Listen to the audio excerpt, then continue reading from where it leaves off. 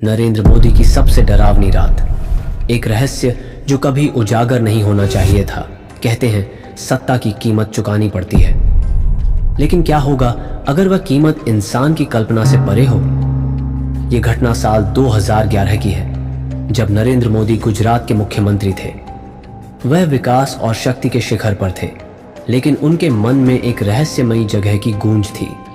गिर के जंगलों में छिपा एक प्राचीन मंदिर। कुछ महीनों पहले पुरातत्वविदों की एक टीम ने इस गुप्त मंदिर का पता लगाया था, लेकिन हैरानी की बात यह थी कि इस मंदिर का कोई भी ऐतिहासिक रिकॉर्ड मौजूद नहीं था। गांव के बुजुर्गों से पूछने पर उन्होंने सिर झुका लिया और मंदिर का नाम लेने से भी मना कर दिया। भूल भुलैया मंदिर एक ऐसा स्थान जिससे जो भी अंदर गया वापस नहीं लौटा। रिपोर्ट मोदी तक पहुंची, एक मंदिर जो समय की परतों के नीचे दफन था। कहा जाता था कि वहां कोई शक्ति कैद थी, कुछ ऐसा जो इंसानों से परे था। सबने रोका, पर मोदी ने ठान लिया। उस रात जो हुआ वह इतिहास में कहीं दर्ज नहीं है, लेकिन कुछ लोग कहते हैं कि जो नरेंद्र मोदी उस मंदिर में गया था वह शायद कभी वापस नहीं आया। अंधकार की ओर यात्रा। रात के अंधेरे में मोदी अपने कुछ विश्वसनीय सुरक्षा गार्ड्स और एक प्रसिद्ध इतिहासकार रघुवीर शास्त्री के साथ जंगल की ओर निकले। घना जंगल, ठंडी हवा, सन्नाटा। चलते चलते वे एक विशाल पत्थरों से बने मंदिर के सामने पहुंचे। मंदिर के दरवाजे पर अजीबोगरीब आकृतियां उकेरी गई थीं, ऐसी आकृतियां जिनके चेहरे नहीं थे, लेकिन ऐसा लग रहा था जैसे वे सब उन्हें घूर रही हों।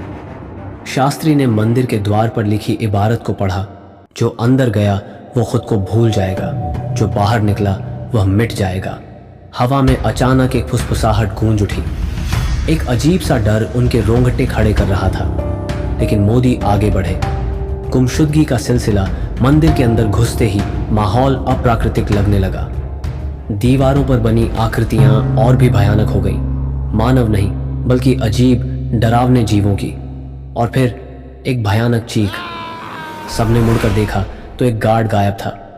फिर दूसरा, उनकी आवाज तक नहीं आई, मानो किसी ने उन्हें हवा में समेट लिया हो।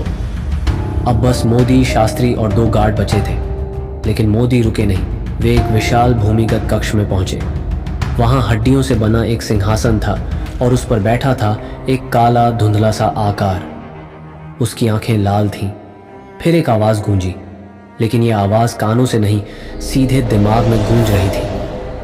तू शक्ति चाहता है, लेकिन शक्ति उसे चाहती है जो खुद को खो चुका है।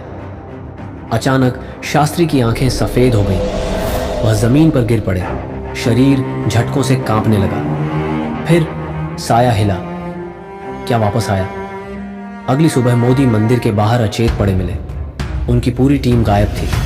कोई शरीर नहीं, कोई सुराग नहीं, कुछ भी नहीं। सरकार ने उस जगह को सील कर दिया, उसके अस्तित्व को मिटा दिया।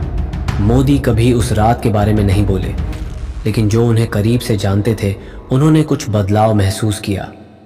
कभी कभी उनकी परछाई अलग दिशा में हिलती है, कभी कभी उनकी आवाज में कोई और गूंजता सुनाई देता है। और जब पूर्णिमा की रात होती है, अगर आप ध्यान से सुने तो आप भी उसे सुन सकते हैं। वो आवाज जो मोदी की नहीं है। लेकिन कहानी यहीं खत्म नहीं होती। आज भी अगर आप गहराई से सुने तो नरेंद्र मोदी की आवाज में कभी कभी कोई और फुसफुसाता है। कौन है वो? क्या वो मंदिर से निकला, या क्या मंदिर अब भी उसके भीतर जिंदा है? शायद आप ये वीडियो देखकर बच गए हों, लेकिन अगली बार क्या आप बच पाएंगे? अगर आप चाहते हैं कि ऐसी और डरावनी कहानियां आपके पास आएं, तो तुरंत सब्सक्राइब कर लें, वरना अगली बार हो सकता है वो आपको ही ढूंढ ले।